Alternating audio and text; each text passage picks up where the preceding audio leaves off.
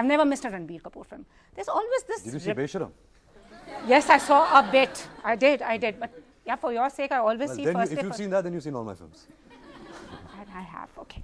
But the thing about you that strikes me is there's always this guy who's not a rebel without a cause, but is always you against the system. Always.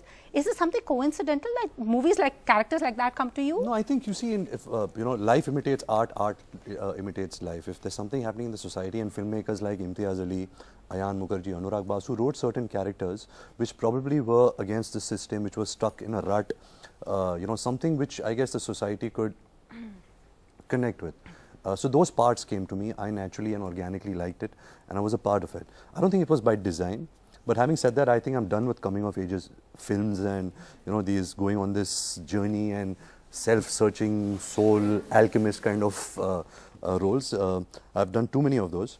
But like I said, it wasn't by design. It was just that these filmmakers wrote these parts and I just connected to those parts.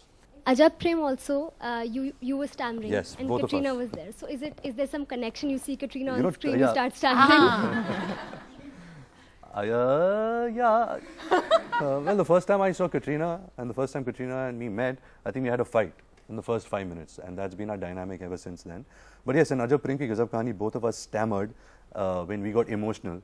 And now when I see it, I think I did quite a bad job. Katrina was pretty good in it, but I was very bad in the stammering part. Actually, I just got to know that the Jagga Jasoos took 3 years. 3.5, sorry.